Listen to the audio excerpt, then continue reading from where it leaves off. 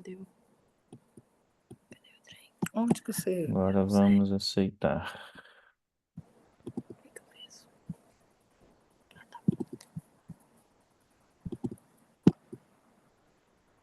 A Luciana falou comigo para entrar e sair de novo. Faz isso então, quem sabe? Deixa, eu vou sair.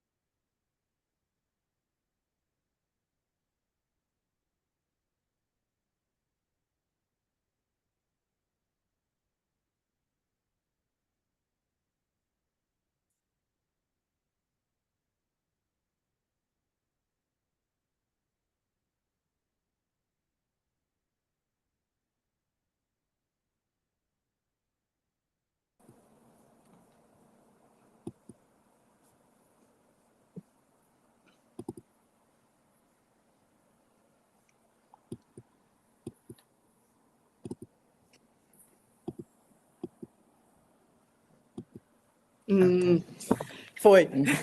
Aí, ficou bonitinha. Ótimo. Foi. Boa noite a todos. Gostaria, Boa em noite. nome da Sociedade de Radiologia, dar as boas-vindas a todos os participantes deste webinar. Vamos abordar o tema Síndrome da apneia obstrutiva do sono. Espero que todos tenham uma experiência bem proveitosa. Com certeza vamos aprender bastante ao longo desse webinar. Fiquem à vontade para, ao final, participar com perguntas, com discussões que serão tão enriquecedoras quanto as palestras que serão apresentadas. E passo a palavra para a doutora Maria Fernanda, nossa diretora científica, para poder dar também as boas-vindas a todos. Um bom webinar, boa noite a todos, vamos aproveitar bastante. Boa noite a todos. Inicialmente, eu gostaria de agradecer a todos os participantes aqui da live por estarem aqui contribuindo com a gente hoje nessa noite. Eu vou agradecer a todo mundo por estar presente aqui com a gente. E eu vou apresentar a coordenação da edição. Nós temos como coordenadores dessa edição de Cabeça e Pescoço a doutora Tereza Sebastião Nogueira. Ela é médica pela Faculdade de Medicina da UFMG, tem mestrado também pela UFMG. Ela é especialista em neuroradiologia e radiologia de cabeça e pescoço pela Universidade Luiz Pasteur de Estrasburgo, na França. É membro titular do Colégio Brasileiro de Radiologia e médica radiologista do Grupo Fleury Pardini. A doutora Renata Furletti, ela é graduada em medicina pela UFMG, também é membro titular do Colégio Brasileiro de Radiologia e da Sociedade Francesa de Radiologia. Ela é preceptora do Serviço de Radiologia e Diagnóstico por Imagem do Mater Dei e tem especialização na área de otorrinolaringologia pela Universidade Luiz Pasteur, também na França.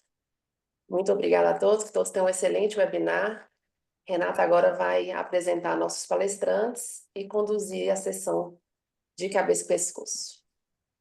Boa noite, pessoal. Obrigada pela presença de vocês. Como o Léo falou, nosso assunto é síndrome da apneia obstrutiva do sono.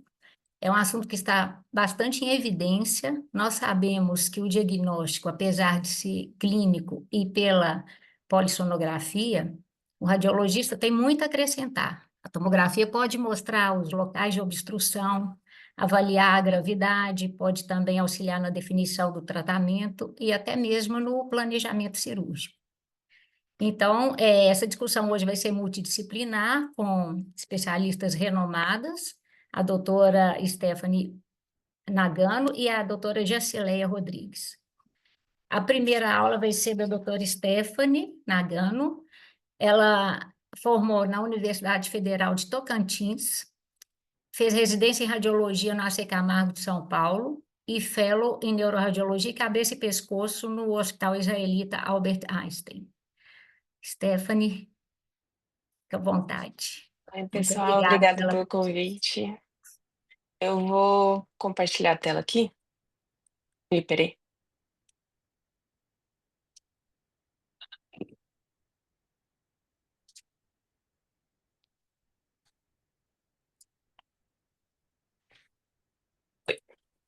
Então, eu vou falar sobre os aspectos de imagem da apneia do sono, né? Então, como já foi dito, a apneia do sono é uma condição causada por cessar a respiração durante a noite. Eu não vou me ater muito na clínica, porque a gente vai ter o otorrino, né? A doutora Jacileia, que vai falar um pouco sobre também. O diagnóstico é clínico e polissonográfico, mas a gente tem como papel da imagem, né, o local da obstrução e o guia terapêutico. Existem dois tipos de apneia do sono, né? A apneia central, que é quando o cérebro não manda o gate para a gente respirar, né, durante a noite, que é muito menos comum e aqui a gente não teria tanto papel na imagem. E a obstrutiva, né, que vai ser o tema mesmo das nossas aulas, é causada por um estreitamento na via aérea superior durante o sono. E aí a gente consegue ver, né, pelos métodos de imagem, o local da obstrução. Então, falando um pouquinho, né, sobre a anatomia da via aérea superior, como já foi dito várias vezes aqui, a causa mais comum vai ser o aumento das estruturas de partes moles que vão circundar a orofaringe. Existem duas topografias que são as mais comuns de serem obstruídas durante o sono, que é essa área retopalatal, que a gente cruza uma linha do palato duro à pontinha da úvula, que é a área mais comum de obstrução, e também a retroglossal, que a gente vai cruzar o ponto da úvula até a região da valécula. É, Aí, nessa região, a gente vai olhar todas as estruturas ali, né, que estão disponíveis e várias vão estar contribuindo para a apneia do sono. Por exemplo, os dentes pode contribuir, o palato duro, o palato mole, a língua, né, as dimensões da língua, as tonsilas palatinas, isso tudo pode causar estreitamento da via aérea. Existem causas de outros compartimentos também que podem levar, né, à apneia do sono, como, por exemplo, as cavidades paranasais, os próprios pólipos, né, podem causar dificuldade de respirar à noite.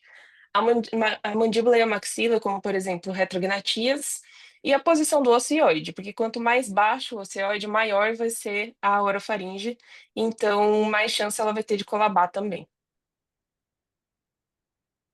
É, Aí a gente tem que falar um pouco sobre o protocolo de imagem, porque geralmente o exame vai chegar para a gente pedindo seios da face para avaliação de apneia.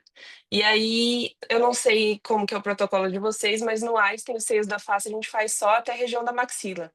Só que para avaliar a apneia do sono é importante que a gente pegue, como a gente já falou, o ocioide, por exemplo, pode ser uma causa, né, a topografia dele, então a gente pega um pouco mais para baixo, chegando até próximo ali do começo da laringe, pelo menos. O exame geralmente pode ser até sem contraste, porque o que vai ter para a gente mais as dimensões, mas o ideal é que você pegue mais para baixo. E no geral, a tomografia computadorizada vai ser o método de escolha, porque ela traz bastante informações, como a gente vai ver daqui a pouco. Então, a gente tem algumas principais medidas que a gente vai fazer. Eu trouxe aqui as medidas normais, mas isso aqui é um pouco controverso, tá? Esse aqui foi as medidas que eu peguei quando a gente fez esse trabalho, que foi o trabalho da RCNA, e são medidas de artigos, assim, americanos. No Einstein, a gente é um pouco mais permissível em relação a essas medidas, eu vou falar um pouquinho sobre também. Então, as medidas normais, no geral, o palato mole é aumentado quando maior do que 38, e a espessura 8. Aqui no Einstein, a gente usa 40 e 10. No comprimento longitudinal da língua é aumentado quando maior ou igual a 67 milímetros. É, Aqui, e no Einstein a gente usa tipo 75, e o comprimento horizontal é mais ou menos 50. Só que a gente sabe que isso muda, né, por etnias e tudo mais. Então, por exemplo, no Einstein a gente é um pouco mais permissível, que a gente sabe que aqui no Brasil o Dr. Mauro, que é um dos chefes do Einstein, fez o doutorado dele nisso. E aí ele avaliou, tipo, 600 pacientes com apneia. E aí a gente sabe que é mais ou menos a média, assim, com e sem, né? É mais ou menos uma média, assim, do que seria normal pra gente. Então, outras medidas que a gente faz, né, para retrognatia, o SNA e o SNB, que são o geral, ele é igual ou menor do que 2 graus. Esse aqui é uma medida que a gente faz na tomo, mas não é o ideal, porque a tomo é realizada deitada, e às vezes isso pode superestimar, né, deitado. Mas a gente pode ter uma ideia ali, se o paciente tem ou não retrognatia. A distância do ióide ao plano da mandíbula é aumentado quanto maior ou igual a 20 em homens e 18 em mulheres. E aí, né, eu acho que o principal nosso do nosso papel da tomografia é avaliar a área mesmo da coluna aérea, que vai ser normal quando maior do que 100, e isso a gente pode correlacionar bastante com a apneia do sono quando menor do que 100, e a apneia grave quando menor do que 50. Peraí, só um minuto, deixa eu só ver uma coisa aqui. Tá. Aí, a gente tem outros métodos de imagem também que podem ser utilizados, mas no geral a gente usa a tomografia porque é um método mais rápido, e que traz bastante informação, né? A gente pode fazer imagens tridimensionais, e traz bastante informação também sobre as estruturas. Mas, por exemplo, a ressonância magnética, ela traz uma informação boa sobre a partes moles mesmo, né? Dá para ver bastante anatomia. Outros que a gente pode usar, Conibin, que dá para ver mais a área mesmo da coluna aérea. Dá para ver, mentira, a coluna aérea, a área não, porque é um bidimensional geralmente. Ultrassom também pode ser utilizado. Eu nunca vi ser utilizado, mas dizem que pode ser utilizado para a gente ver sinusopatias em crianças, por exemplo. A cefalometria, como a gente disse, o padrão ouro para ver os ângulos, né, SNA e SNB para retrognatia. E aí a gente tem a ressonância funcional, que eu vou falar um pouco sobre no final, e as reconstruções em 3D também, que a gente pode fazer pela própria tomografia. Aí eu trouxe uns exemplos aqui patológicos que só para a gente ver mais ou menos a aplicação dessas medidas, né? Então, a gente geralmente mede o palatomole da região da espinha nasal posterior até o finalzinho da úvula. Nesse caso aqui, ele era aumentado, né, 45 milímetros longitudinal. A espessura de 10 é um pouquinho aumentada também. E o diâmetro longitudinal da língua, geralmente de uma ponta a outra ponta da língua, no maior diâmetro. Então, esse aqui era 77, também era aumentado. E a distância do ocioide dele era de 3 centímetros, né, também mais do que 20. E com uma redução da coluna aérea, né, que é menor do que 100, aqui está 73,5. Esse outro aqui é para vocês verem a medida horizontal da língua também, que a gente pega na região dos músculos ioglossos, que também aqui está maior do que 50, 51, também está aumentado. E o 3D, que também ajuda a gente a ver exatamente, tipo, o lugar da obstrução. Então aqui a gente consegue ver que aqui, né, tá a sombra do palato mole, e aqui a gente consegue ver que tem uma área de redução da coluna bem aqui nessa região retropalatal. Esse aqui é para vocês verem um exemplo de uma apneia grave. Aqui praticamente todas as medidas dela estão alteradas. Essa aqui era uma paciente feminina, então mais normal, entre aspas, digamos, seria o diâmetro horizontal da língua, mas também está um pouquinho aumentado para mulheres, né? Que é aquele a gente viu que era 48, aqui está 51. E para vocês verem também a importância do 3D, né? Esse aqui dá para ver que tem uma obstrução bem grande aqui na região retropalatal já. E outra coisa que a gente precisa sempre relatar nos nossos laudos é que o aumento da parede lateral da orofaringe também pode estar relacionado à apneia do sono. Então, aqui ela também tinha bastante aumento e uma área menor do que 50. Então, correlacionando com essa apneia provavelmente já mais grave, né? Aqui é só para verem um exemplo na ressonância magnética.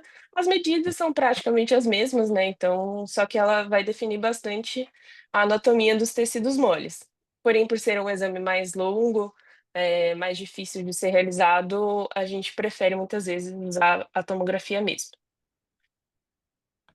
E aqui é para lembrar, né, de sempre olhar o resto do exame, não adianta a gente ver só, a região, só fazer as medidas, né. Esse paciente, por exemplo, reclamava, né, de uma dificuldade de respirar à noite, e ele tinha um pólipo, né, a área da coluna aérea dele era normal, mas ele tinha um pólipo no maxilar ali, e que ia para a cavidade nasal, e aí ele fez cirurgia desse pólipo e melhorou.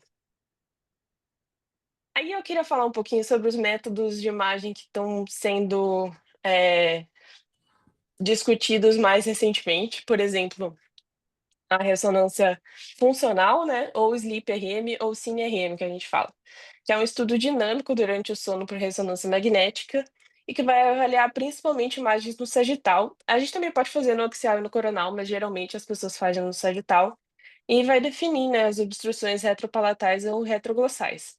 Esse exame, ele não tem tanta resolução como tem a ressonância magnética normal, né, a gente faz mais para ver essa movimentação.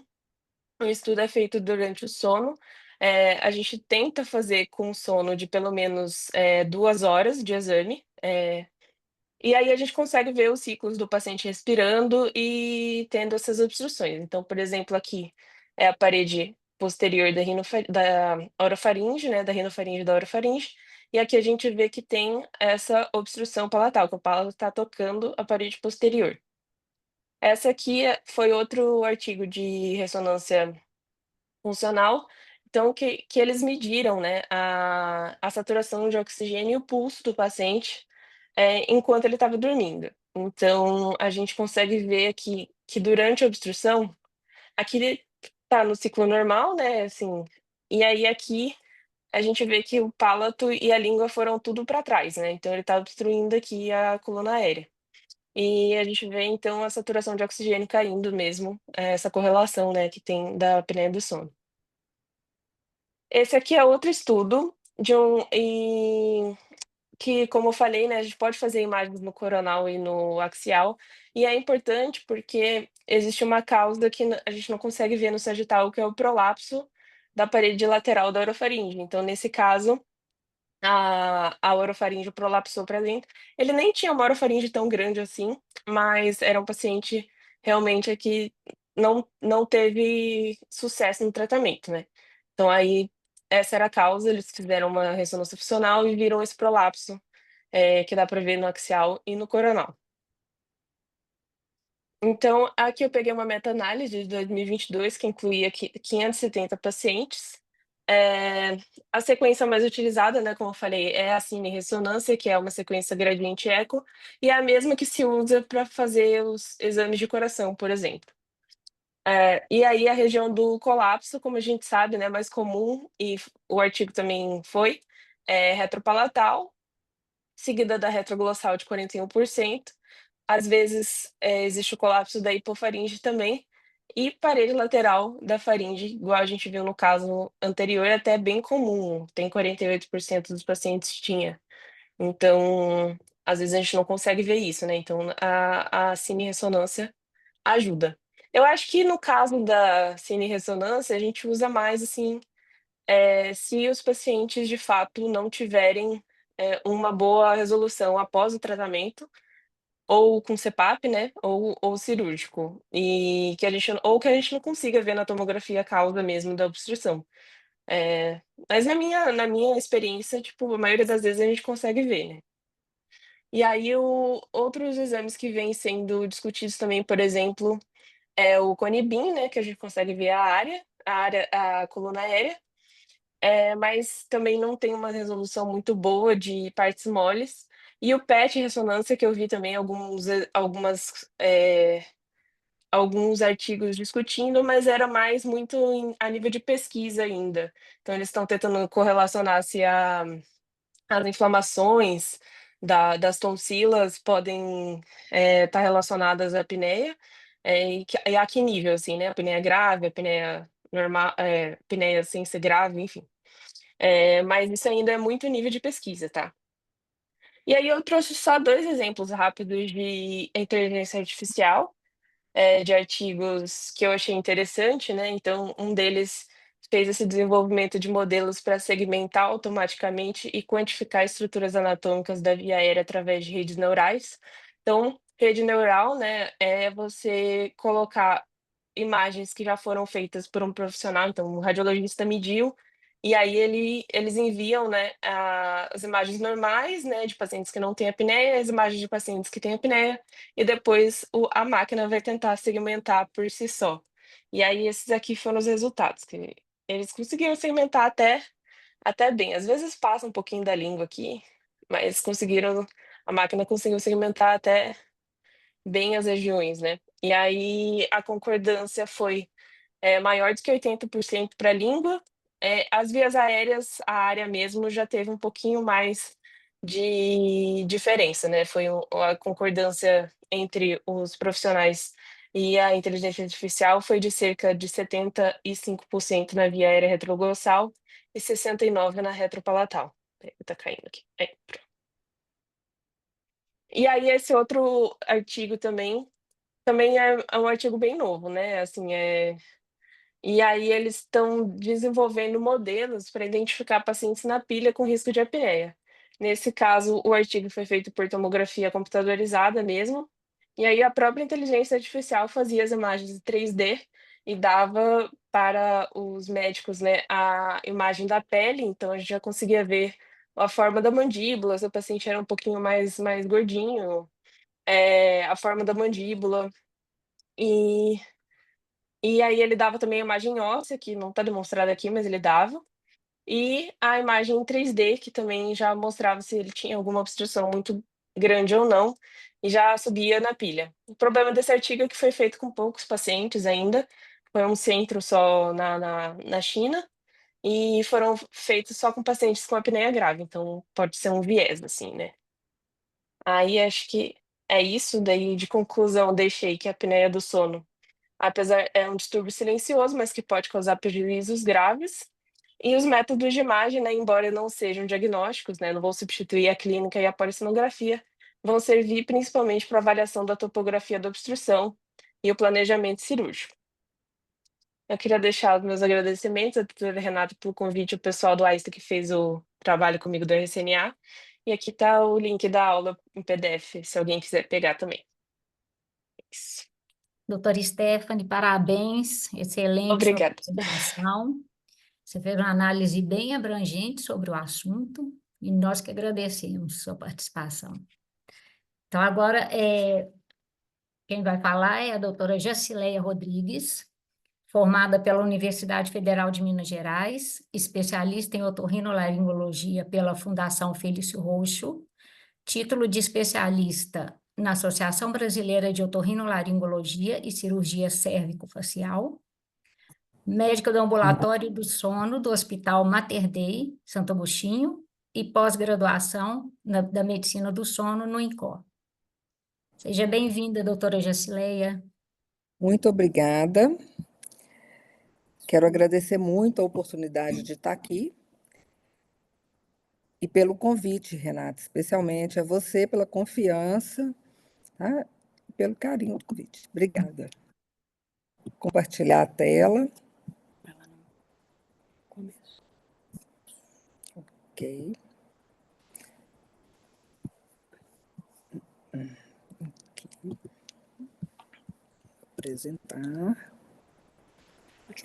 Bom, nós vamos começar, né, com as contribuições mesmo da cefalometria computadorizada no manejo da apneia, né, da apneia do sono. Primeiro, eu vou passar uma pincelada na parte clínica, o que seria a definição de apneia do sono. A apneia do sono, ela é um bloqueio parcial ou total das vias aéreas, que cursa com uma redução da saturação da oxihemoglobina e vai produzir alterações cardiovasculares e metabólicas e fragmentação muitas vezes fragmentação do sono, levando à sonolência excessiva diurna e às alterações do humor, comportamento e cognição. Somando todas essas alterações, nós vamos ter a caracterizada a síndrome da apneia obstrutiva do sono.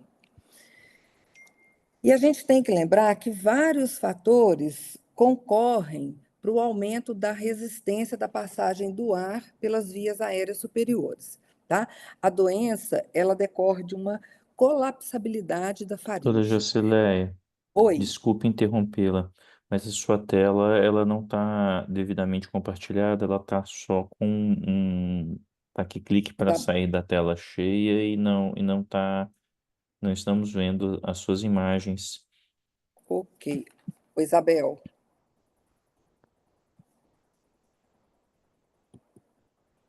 Isabel,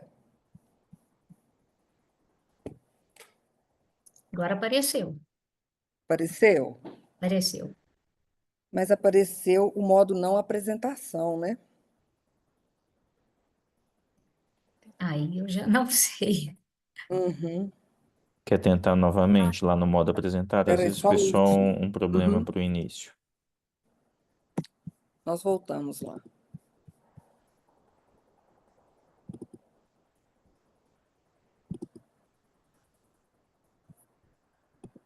Agora vai. Apareceu? Agora Isso, apareceu. agora sim, agora apareceu. Então vamos começar tudo de novo. Ok, Vamos gente, lá. desculpa. Obrigado. Não, que é isso. Tá, joia. Aqui, vamos dar seguimento. Primeiro, nós vamos passar pelo conceito da apneia obstrutiva do sono. A apneia obstrutiva do sono, ela decorre de um bloqueio parcial ou total das vias aéreas superiores, ocasionando a redução da oxihemoglobina, da saturação da oxihemoglobina, levando a algumas alterações sistêmicas, né? Sendo elas alterações cardiovasculares e metabólicas e a própria fragmentação do sono, que pode estar correlacionada com essas alterações cardiovasculares e metabólicas, ou, num primeiro momento, não. A princípio, a gente vai ter a fragmentação do sono, a sonolência excessiva diurna e as alterações de humor, comportamento e cognição. Somadas esses sintomas, nós vamos ter o paciente que apresenta a síndrome da apneia obstrutiva do sono, que é um pouquinho diferente do portador de apneia obstrutiva do sono. Vários fatores concorrem para o aumento da resistência da passagem do ar, lembrando que a doença é uma doença de colapsabilidade da faringe, tá? Tanto por aumentos volumétricos dentro da via, alterações da complacência das paredes da faringe, que pode se dar por aumento da massa das paredes por infiltração de gordura na faringe, loco regional, acúmulo de gordura abdominal que vai interferir com o mecanismo de produção de pressão negativa dentro da via, e esse acúmulo ele vai impor uma necessidade de maior esforço do diafragma contra um coxim gorduroso, e isso vai fazer com que seja necessário o aumento da pressão negativa dentro da via, que facilita a colapsabilidade da parede faríngea, tá? Que é isso aqui, os efeitos da pressão negativa dentro da via, e também se correlaciona com doenças neuromusculares específicas, né, que afetam de alguma forma a faringe, inatas ou adquiridas. Todas as alterações crâniofaciais podem estar envolvidas na etiologia da apneia do sono, e a macroglossia. A gente vai ver que a língua tem uma importância fundamental. Então, esse paciente chega para mim no consultório, eu vou fazer um exame clínico, normalmente ele chega guiado por ronco, por queixa do companheiro de cama, companheiro de cama, e outras vezes guiado por obstrução nasal, até minimizando as questões de distúrbio do sono. Então, vou fazer o exame físico desse paciente. Dentro desse exame físico, hoje é muito comum que a gente já faça a videoendoscopia na consulta, para a gente já ter um conhecimento de toda a extensão da via aérea. E aí eu seleciono, através dessa videoendoscopia, aqueles pacientes que eu vou precisar dos exames de imagem. Mas primeiro a gente tem a polissonografia. É a polissonografia que vai me direcionar, né? O que eu preciso em termos de topo diagnóstico. Com a experiência, a gente sabe selecionar aquele paciente que a gente pode pedir tudo de uma vez. Mas tem paciente que, às vezes, eu espero o resultado da polissonografia para eu poder partir para onde seria mais produtivo em termos de propedêutica. Com a tomografia, a gente tem aqui um hábito de solicitar a tomografia de seios da face. Às vezes, quando eu solicito só tomografia de seios da face, muitas vezes eu estou empenhada em avaliar realmente só cavidade nasal, seios paranasais, e quando muito nasofaringe, que faz parte do nariz, e muitas vezes eu preciso ver ali algum efeito de massa no rinofaringe, ou projetando para o rinofaringe, tá? Quando eu preciso de ver a cefalometria, quando eu preciso das medidas, aí parte de mim mesma, eu acho que a gente fica melhor, fica mais à vontade para pedir ao radiologista uma tomografia associada com a tomografia de seios da face, a tomografia do pescoço, que vai me dar uma morfologia geral do pescoço, com foco na faringe e as medidas cefalométricas. Então, eu defino no exame que eu quero TC de seios da face e TC de pescoço com medidas cefalométricas de espaços faríngeos e estruturas correlatas. Isso também, realmente, essas medidas podem ser dadas através de ressonância magnética, mas não é o foco dessa aula. Então, como disse a doutora Stephanie Nagano, qual que é o meu objetivo com o exame de imagem? É topo diagnóstico.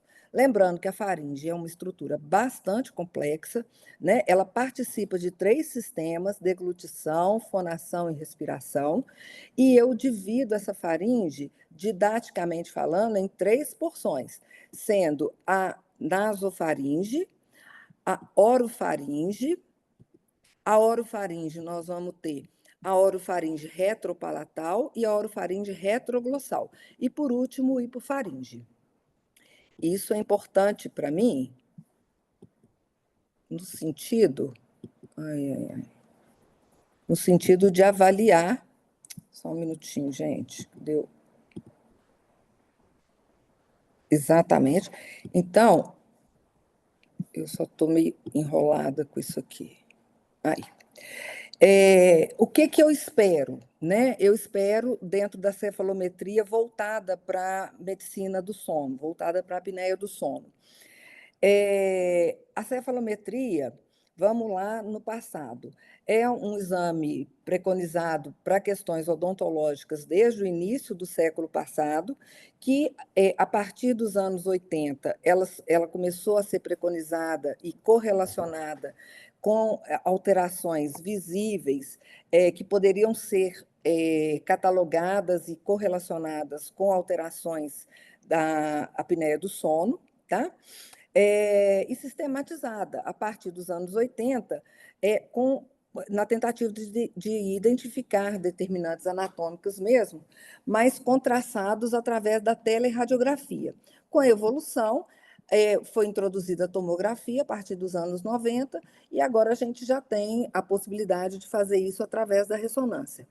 O que a gente busca na cefalometria em relação à medicina do sono? Existem algumas grandezas que são importantes para a medicina do sono, né? Que às vezes não são tão utilizadas para questões odontológicas, mas para a gente fazem muita diferença. Então, nós vamos valorizar a posição da maxila em relação à base do crânio e a posição da mandíbula em relação à base do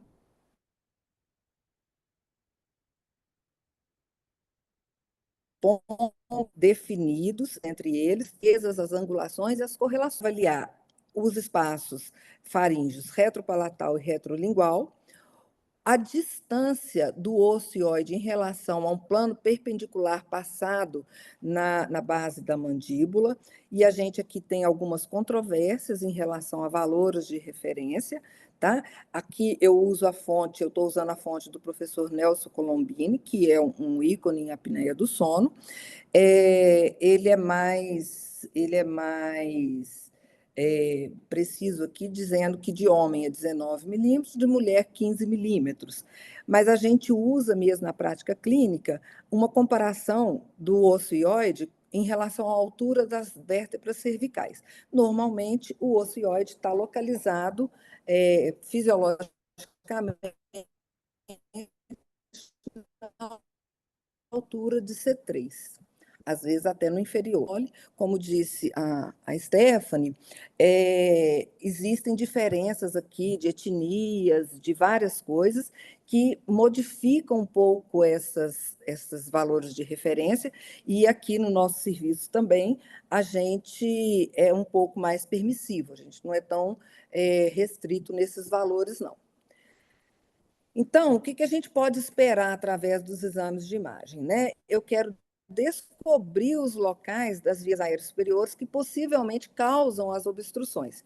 Com isso, eu consigo analisar bem as alternativas de tratamento para cada paciente. E aí, eu posso me possibilitam detalhar os múltiplos fatores esqueléticos e de tecidos moles que afetam essas dimensões e que podem predispor ao colapso, sobretudo naqueles pacientes em que se cogita cirurgia. Então, a tomografia está muito intimamente correlacionada com a indicação terapêutica, não só a cirurgia. A tomografia de seios da face, ela traz uma vantagem muito grande para a gente, no sentido de proporcionar as reconstruções tridimensionais e o cálculo dos volumes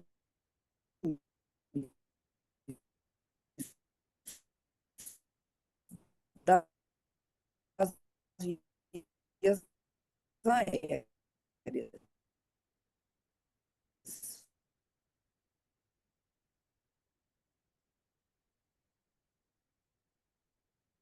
Fisiológico da área num padrão mais laterolateral, seu maior eixo, que no paciente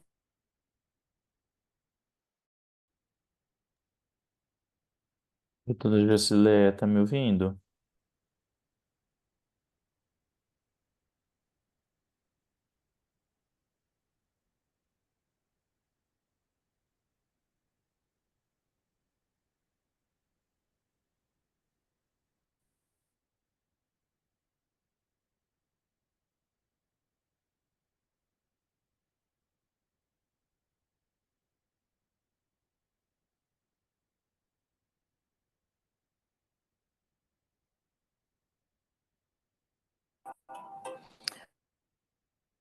a Luciana está falando que não está me ouvindo.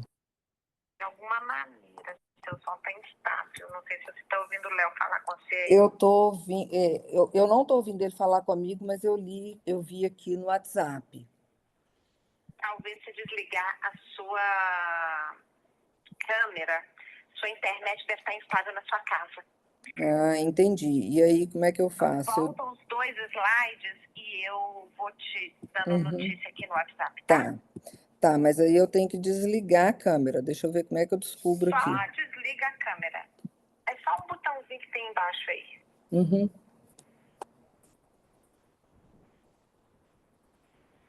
Eu mesmo já consegui desligar como host.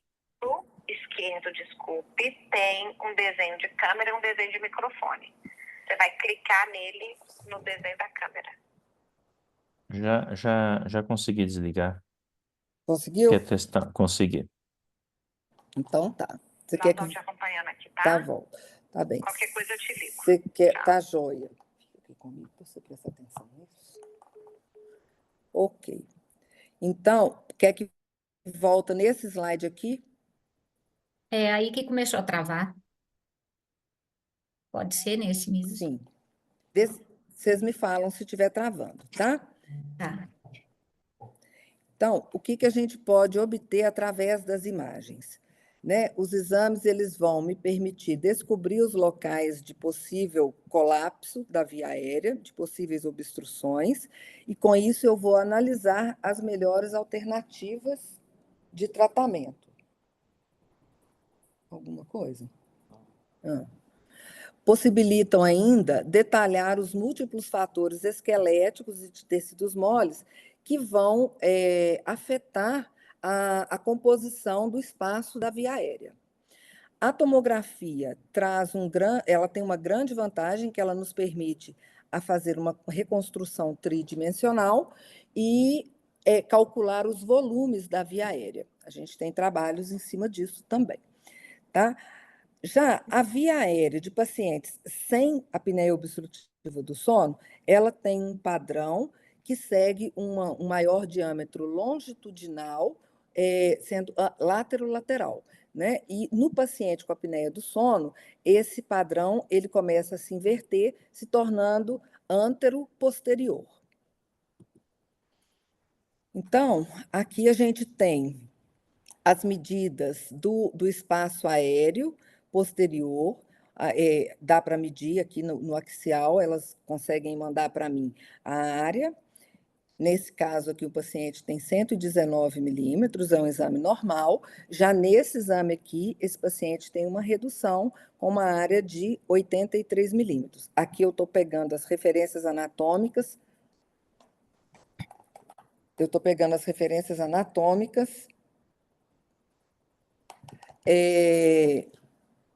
Desse trabalho, que usa também essas referências anatômicas já de outros trabalhos, tá?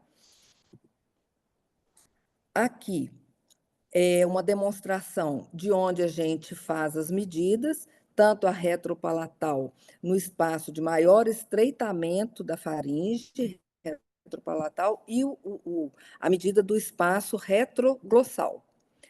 Aqui, só voltando numa tomografia simples, para simples morfologia, muitas vezes a gente usa esse recurso, sobretudo em pacientes que a gente tem alguma desconfiança de obstrução de via aérea alta, em termos de cavum, de nasofaringe, mostrando aqui o cávum completamente obstruído por vegetações adenoides e a retroprojeção e a medialização das tonsilas palatinas em direção ao rinofaringe. Isso aqui eu poderia resolver dentro do consultório com uma videoendoscopia nasal, mas há crianças maiores que são guerreiras, brigam muito e não permitem o exame. Então, eu não tenho o objetivo de sacrificar a criança, é preferível fazer o exame de imagem. Aqui também eu gostaria de ressaltar que esses dois pacientes são categóricos na queixa de obstrução nasal. O de baixo é fácil de entender pelo tamanho do desvio septal que ele apresenta, e esse paciente já estava tentando usar CPAP, mas ele não conseguia por causa da obstrução nasal. Acaba que a gente tem que colocar uma pressão de CPAP muito alta e ele passa a não tolerar essa pressão. E esse outro aqui, apesar do laudo descrever um septo nasal sem desvios significativos, a posição desse desvio aqui, embora pequeno, ele é exatamente em cima da válvula nasal, e esse paciente é categórico em afirmar que ele não respira pelo nariz. Então, tudo isso difere para mim. Que como a Stephanie ressaltou, aqui a medida do SNA, que é a medida da maxila em relação à base do crânio, e a medida da mandíbula em relação à base do crânio. Uma coisa que é importante ressaltar aqui é que as medidas do SNA, ela vai a 82 graus, e a do SNB de 80 graus. Mas o que importa para a gente é a diferença entre essas duas medidas, que essa diferença, sendo maior que 2 graus, elas nos reportam a retrusão ou protrusão maxilar. Outras medidas de relevância para a gente são o comprimento e a espessura do palato mole. A espessura do palato mole, reduzindo a parede, reduzindo a coluna de passagem do ar, embora que aqui também haja um aumento de espessura e não haja uma redução significativa da passagem do ar. Aqui, um paciente já com uns dados reportando uma apneia grave. Esse paciente é nosso lá do serviço, do Mater Dei. Ele realmente é um paciente de apneia grave. Você pode ver que os espaços aéreos dele são bem reduzidos, e esse paciente nos reporta a questão esquelética. Esse paciente foi encaminhado para o pessoal da bucomaxilo. É um paciente que, inclusive, estava tendo dificuldade para adaptação com o CPAP, exatamente por causa da exiguidade do espaço faríngeo dele. Por quê? Porque acaba que, quanto menor o espaço, maior a pressão de CPAP eu preciso usar, e talvez esse paciente não vá tolerar aquela pressão tão grande, porque o CPAP ele manda a pressão contínua de ida, mas ele tem que contar com a força diafragmática para devolver, para fazer a expiração. Então, o paciente pode reclamar de sensação de sufocamento. As medidas da maxila, elas são importantes, sobretudo no que tange a questões de pacientes que serão direcionados para cirurgias esqueléticas ou para tratamentos com aparelhos intraorais, tá? Quanto menor a maxila e quanto mais profunda a maxila, maior a correlação com a apneia do sono. Não que isso dê apneia do sono, mas isso vai proporcionar alterações nos espaços aéreos, tá? Da faringe, no comprimento da faringe, e isso vai facilitar a ocorrência da apneia do sono. E aqui nós vamos nos ater um tempinho nesse trabalho do professor Pedro Genta, lá do INCOR, onde ele tenta correlacionar o acúmulo de gordura ao volume da língua e ao volume das estruturas faríngeas que vão concorrer para formar ou para delimitar o espaço faríngeo, tá? E qual que é a conclusão desse trabalho?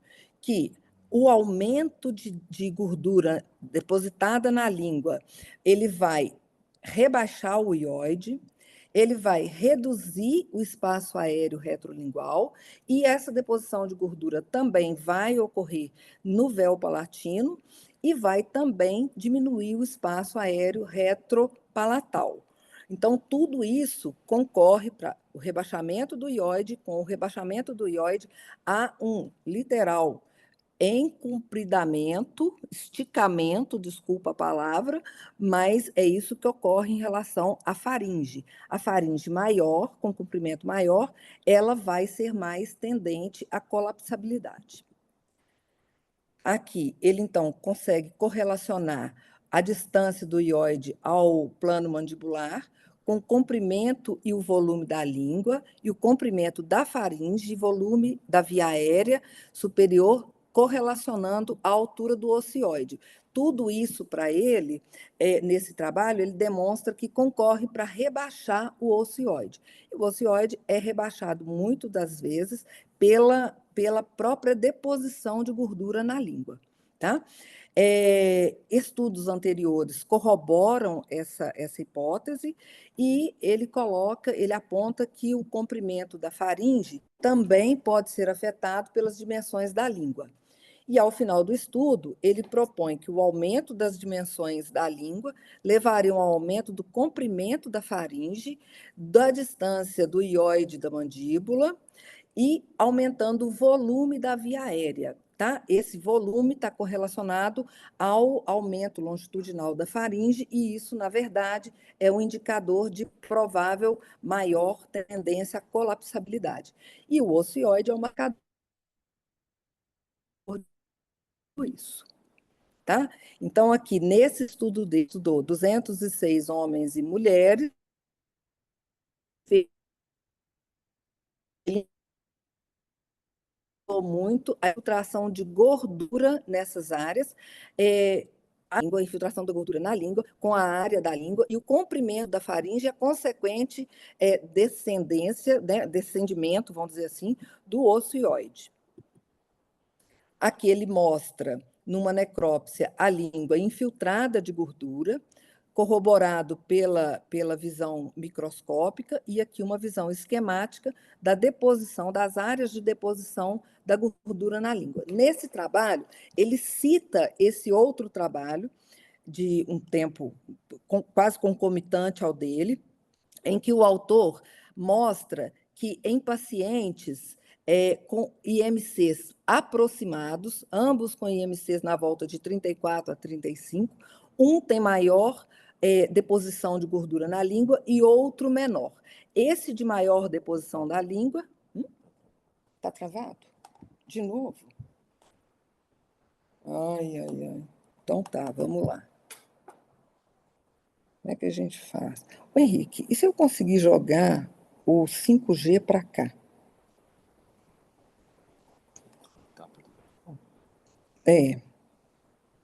Vou tentar jogar no 5G. Vamos fazer isso?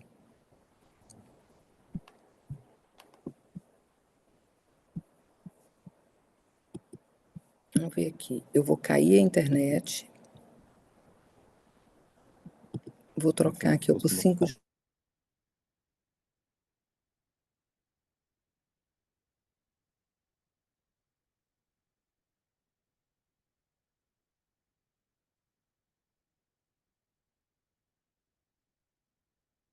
Se não ficar mais lento? Vamos ver. Onde que...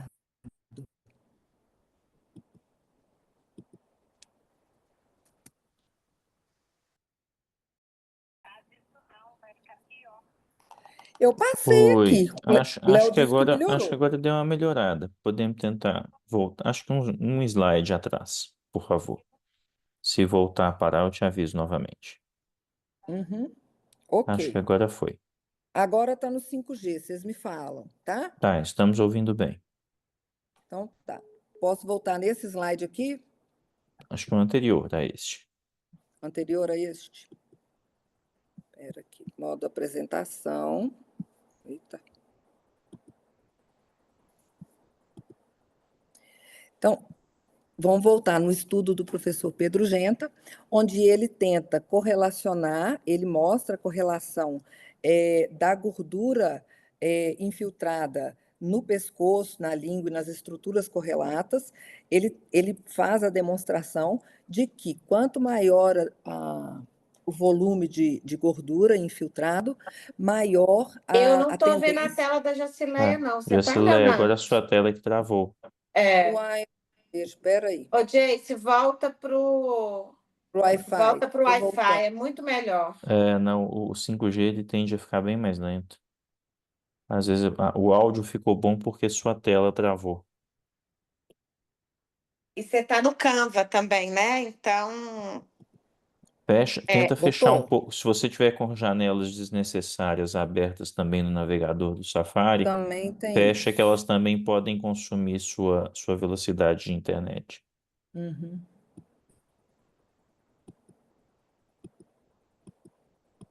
Espera aí, deixa eu acabar de fechar. Tem muita coisa aberta. Isso. Ok. Eu voltei para o Wi-Fi, Luciana. Vê se vai. A tela ainda está travada, ficou travada depois que você. Acho que você vai precisar, talvez, reiniciar o compartilhamento de tela. Uhum. Sainsky.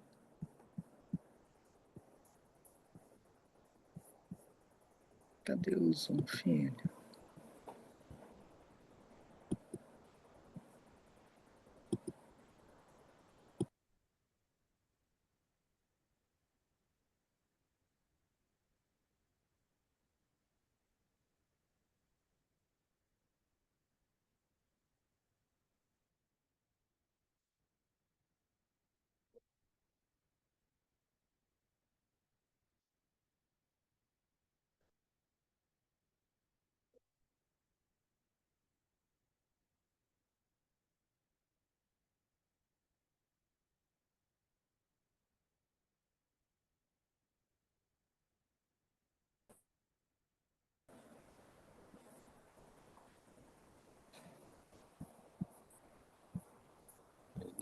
Pergunta para eles aí.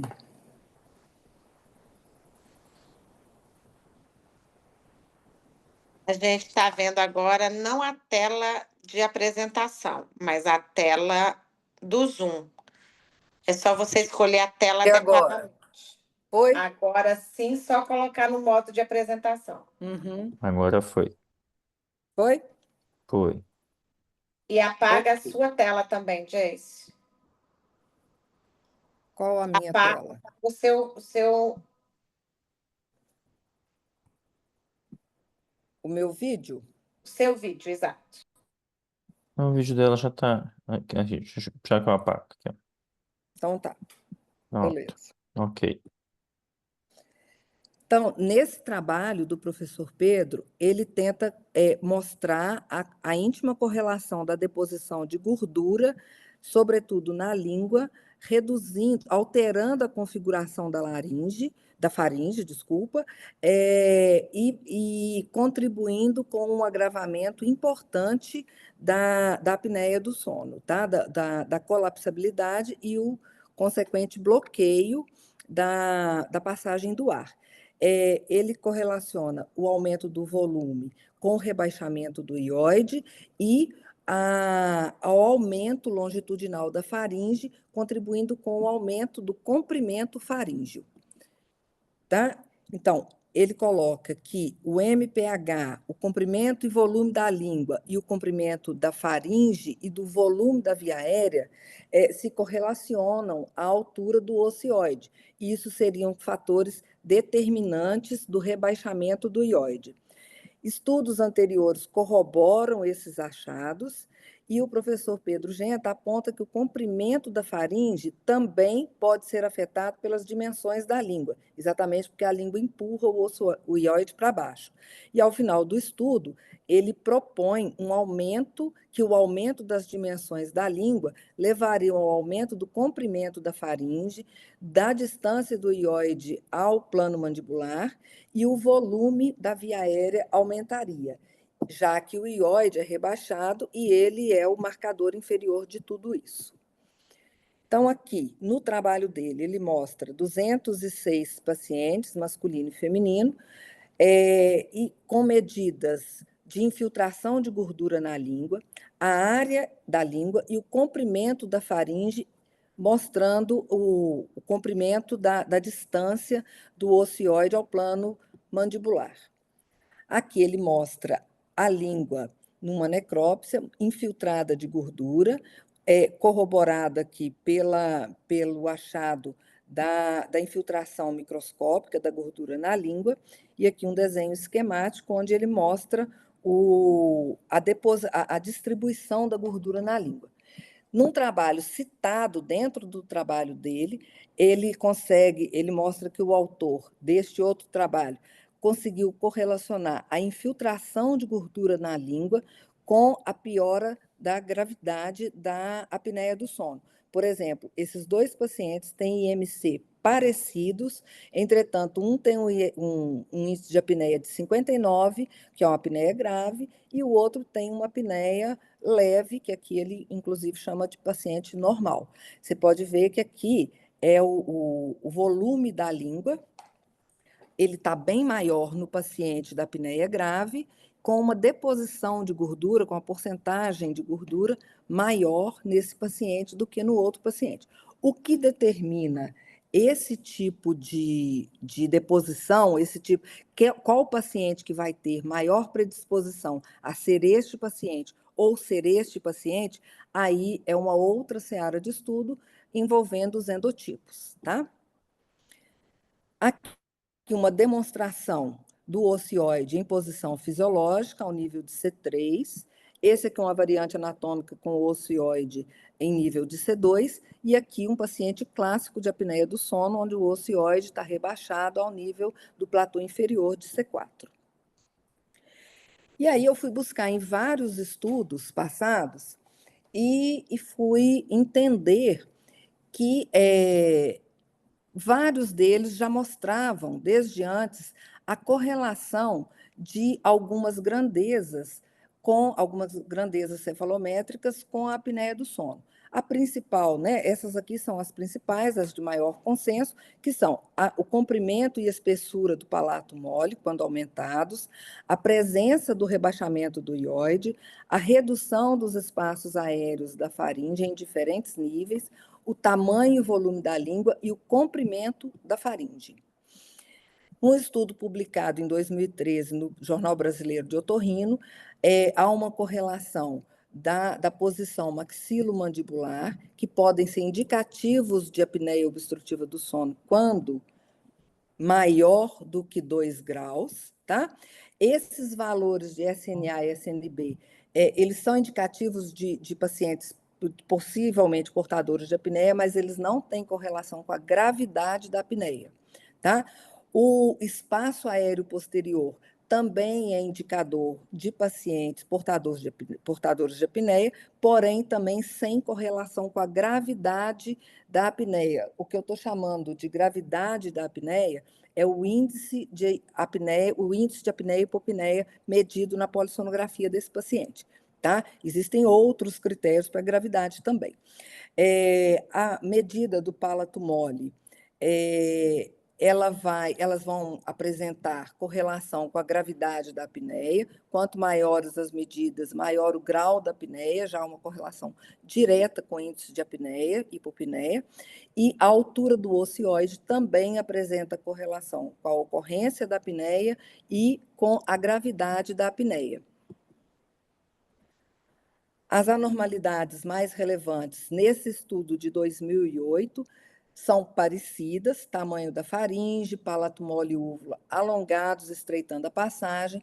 Esse trabalho ele considera a área da cavidade nasal. Quanto menor a área da cavidade nasal, maior a probabilidade de apneia, tá? Esse estudo ele revelou que a via aérea retropalatal dos pacientes com SALS, ela era mais estreita quando comparada ao grupo controle, e assim como o maior espessamento do véu palatino e a parede posterior da faringe em relação ao grupo controle, ok?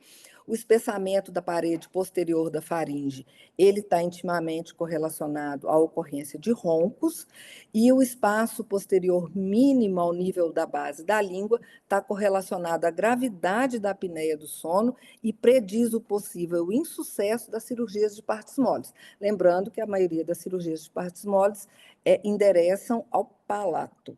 Então, se a língua é o problema e ela continua lá, o problema vai continuar. Provavelmente não é um bom candidato a cirurgia de partes moles.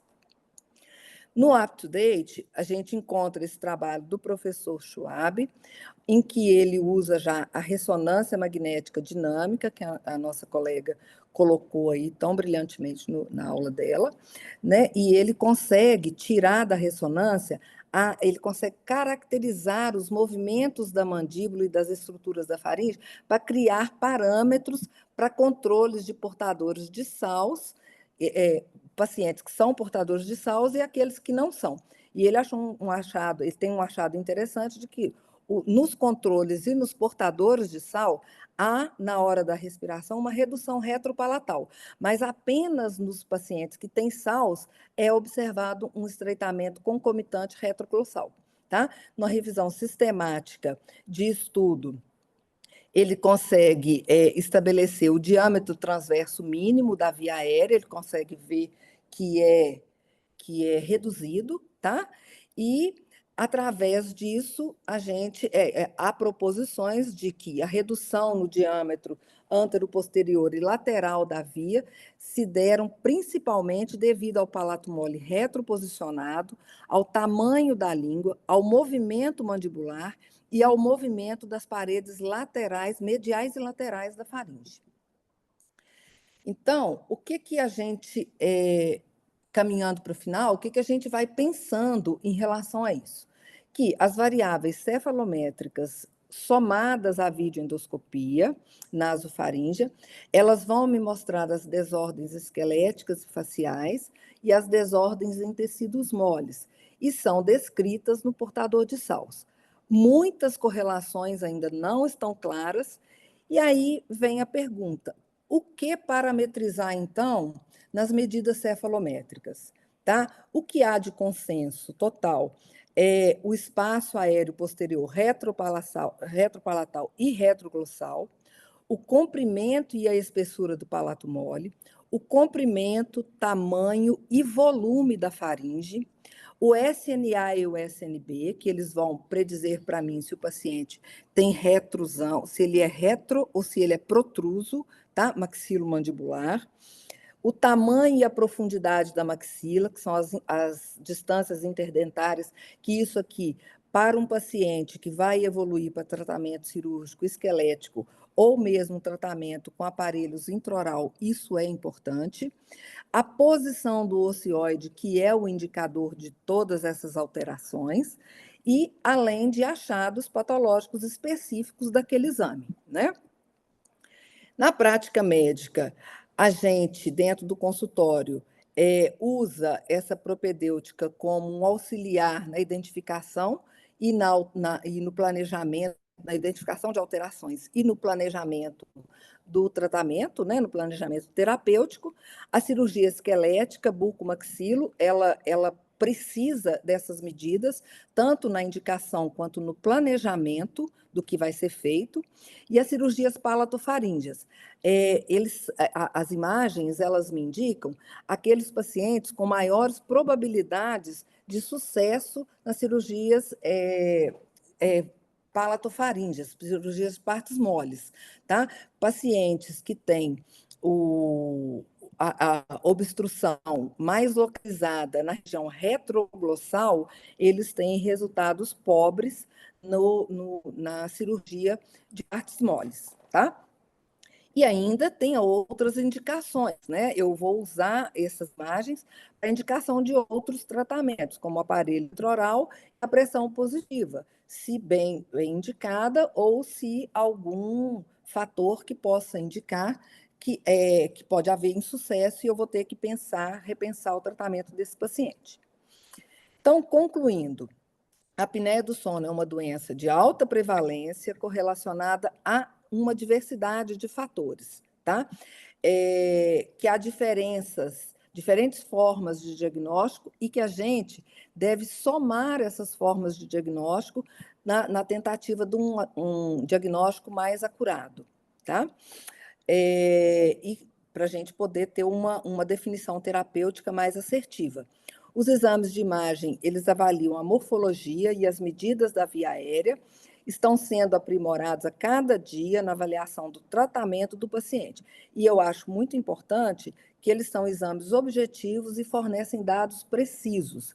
Eles, na verdade, são diferentes das videoendoscopias, que são examinador dependente, né? Na videoendoscopia, eu preciso de entender, de olhar aquilo ali que está acontecendo naquele momento, e eu consigo dizer daquilo que aconteceu naquele momento. Eu não consigo estabelecer uma medida definitiva naquilo. E no exame de imagem, eu consigo ter essas medidas.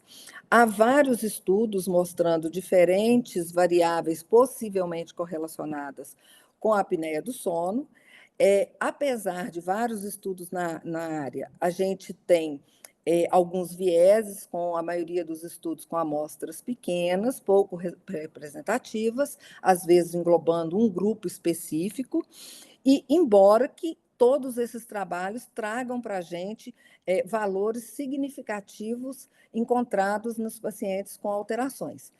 A gente vê, então, que há carência de estudo nessa área, sobretudo estudo prospectivo, mediante as dificuldades de se definir as correlações entre alterações estruturais e apneia do sono, a aplicação, eu volto a reforçar aqui, que a aplicação de vários recursos terapêuticos, propedêuticos, aliás, são importantes na avaliação e no manejo desses pacientes. Eu, né, com a experiência de anos mexendo com isso, eu recomendo a realização do estudo de imagem, do estudo por imagem, a TC de seios da face, somada a TC de pescoço, com as medidas cefalométricas dos espaços faríngeos e das estruturas correlatas ao espaço faríngeo nos pacientes com suspeita de SALS. Além disso, a apneia do sono A gente sabe que ela é uma doença multifatorial, tanto em causa como em consequência, devendo, portanto, ser abordada de forma multidisciplinar. Entretanto, ainda é uma entidade nosológica bastante restrita a alguns círculos profissionais dentro da área da saúde mesmo, gente. E com isso, eu acho que é muito necessário a gente fazer com que é, essa definição e esse conhecimento em relação à apneia do sono, a medicina do sono, seja levada mesmo a várias áreas da medicina, a várias áreas dos profissionais da saúde, no intuito de esclarecer melhor e mostrar a importância do sono e dos distúrbios do sono envolvidos na vida do paciente, porque na verdade, o dia começa a 0 hora, portanto, ele começa com sono. E se o sono é bom, o dia vai ser saudável. E se o sono não for bom, o dia não vai ser saudável. Então, é isso. Se de tudo isso eu tiver conseguido deixar para vocês a ideia de que a apneia do sono tem alta prevalência, é uma doença ainda com muito estudo a ser demandado pela frente, e que é uma doença que a gente precisa ter um olhar específico para ela, porque ela traz muitas alterações na vida das pessoas e a gente pode inverter muita coisa no tratamento, com o tratamento da apneia do sono. Nós temos pacientes com demência, pacientes com alterações cardiovasculares importantes e que muitas vezes têm apneia do sono, que agravam ou que são a causa de tudo isso e não estão sendo tratados adequadamente. Aqui eu queria deixar um obrigado especial à doutora Renata Furletti, doutora Tereza Sebastião e à doutora Maria de Lourdes, que é odontologista do sono, que trabalha conosco no Hospital Mater Dei, pelo apoio e o carinho na orientação dos slides e dos achados, ok? É isso. Tudo Jacileia, certo? parabéns pela excelente apresentação, ela foi muito elucidativa, principalmente para nós radiologistas, para a gente saber realmente o que interessa, o que a gente coloca no laudo, dar uma padronizada no laudo. Muito obrigada mesmo pela sua participação. Eu Ok. queria chamar agora a doutora Tereza Sebastião para poder conduzir as Compartilhar. perguntas. Podem ser Boa feitas pelo noite. chat, viu? Oi? Boa noite. Nós vamos abrir as perguntas, tá? Até às 9 horas. As perguntas podem ser enviadas pelo chat, por gentileza. Agradeço as palestrantes, as brilhantes palestras, e essa sensação mesmo, né, de que a gente está vendo a ponta do iceberg de uma doença multifatorial e a gente ganhar em objetividade para É para isso aqui. melhor manejo dos pacientes. Então, quem tiver alguma pergunta pode digitar no chat, por gentileza. Vou aproveitar e fazer uma para a Stephanie. Vocês usam laudo estruturado, Stephanie? Desculpa, eu estava com o microfone.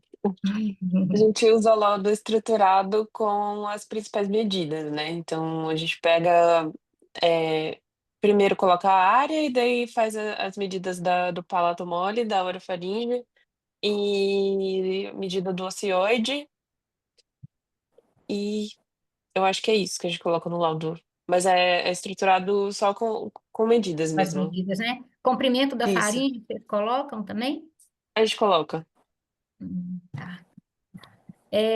A Jacileia estava falando sobre infiltração gordurosa na língua, e eu acho que isso daí deve ser muito relevante para vocês, né? A parte do otorrino, quem mexe com a apneia do sono. Mas eu não conheço Sim, nenhum sim. trabalho que dê um valor que eu possa considerar como normal, igual a gente tem para o fígado, por exemplo, para falar se está esteatótico ou não. Eu acho que, de repente, até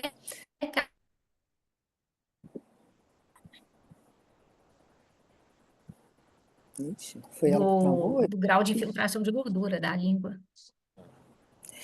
Eu acho interessante, Renata, e com esse estudo todo, uma das conclusões que eu cheguei é que, assim, tem muita área para ser pesquisada, tem muito trabalho a ser feito, e realmente eu também não achei nenhum trabalho que mostrasse o que é aceitável de infiltração de gordura na língua e o que é correlacionável com o rebaixamento do iode e a alteração da configuração faríngea.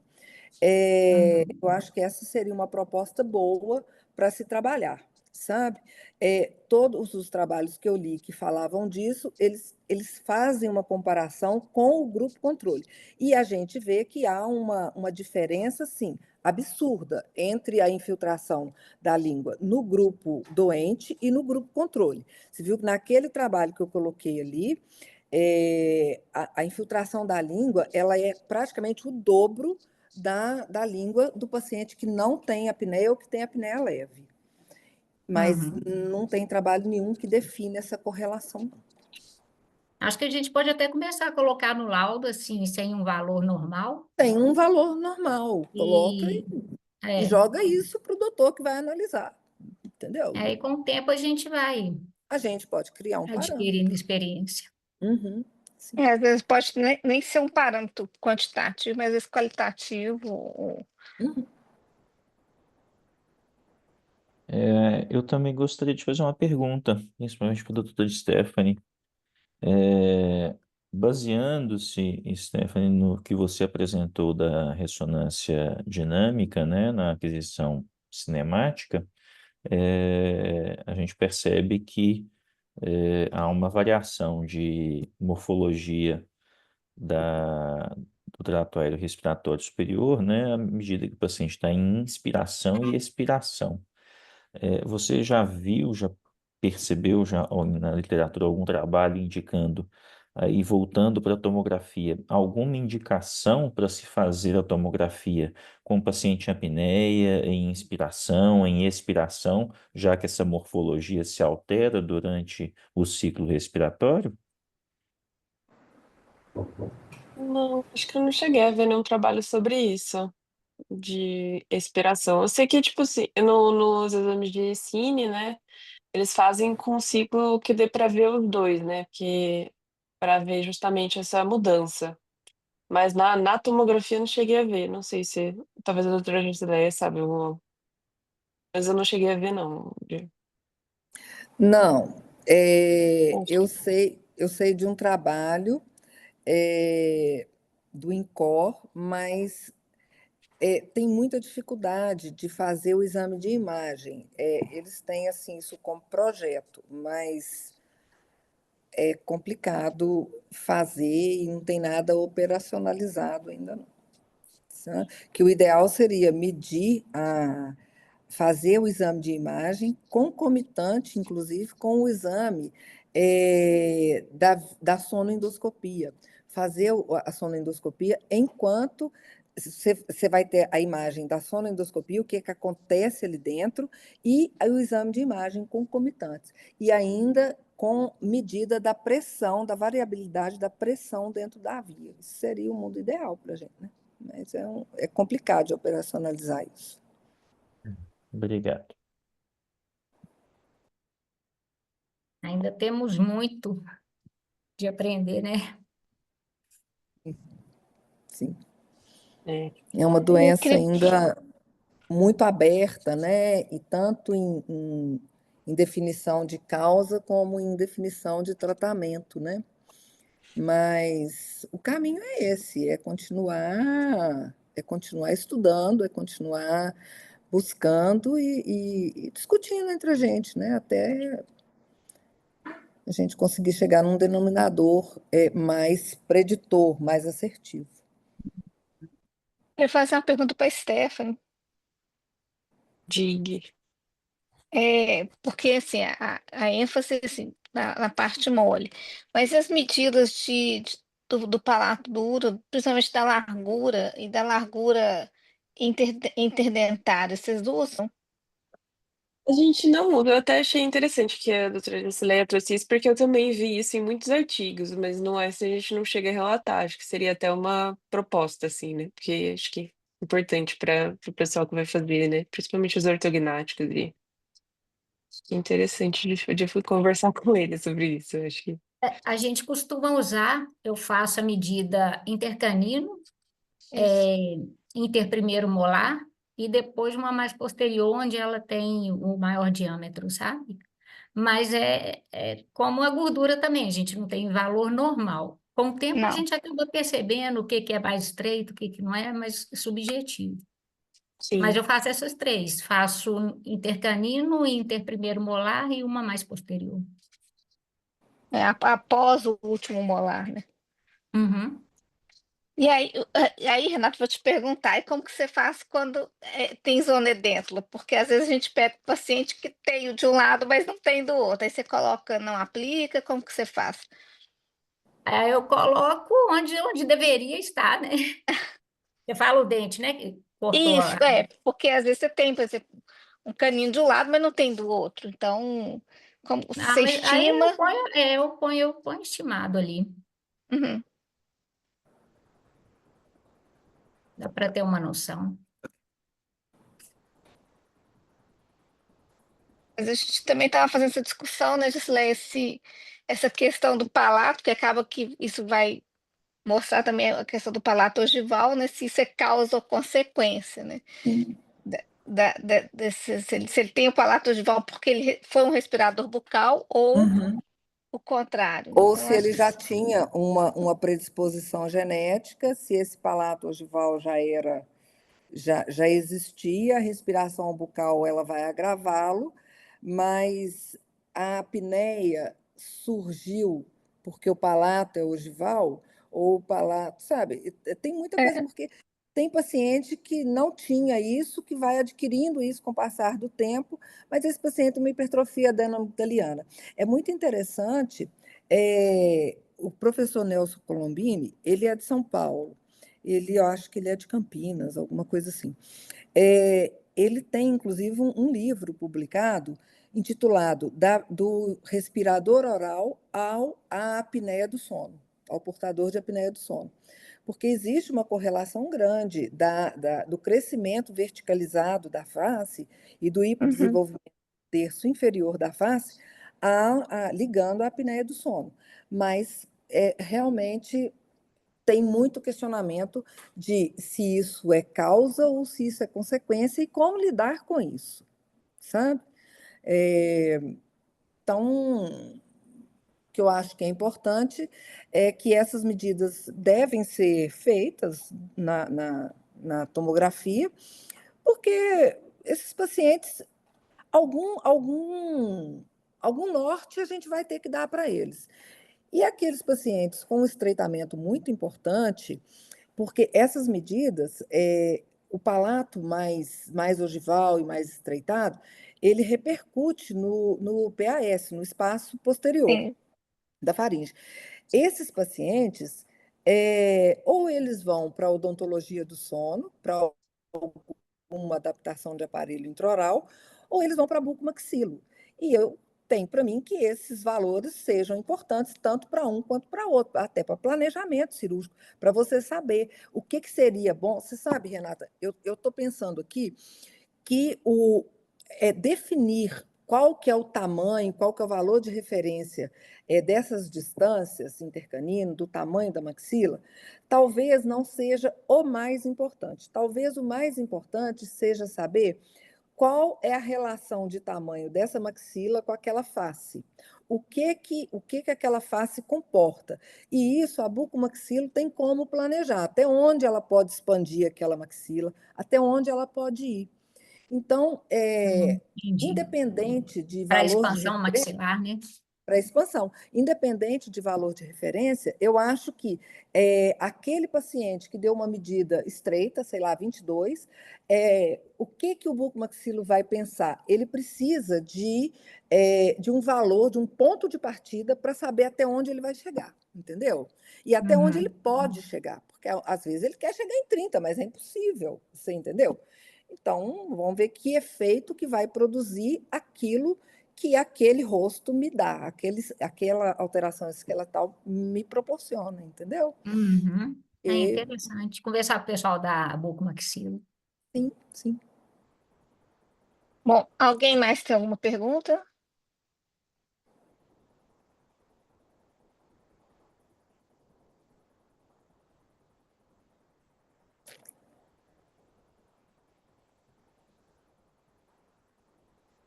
Acho que não, né? No chat não tem, não?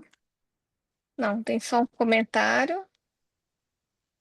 Então vamos encerrar.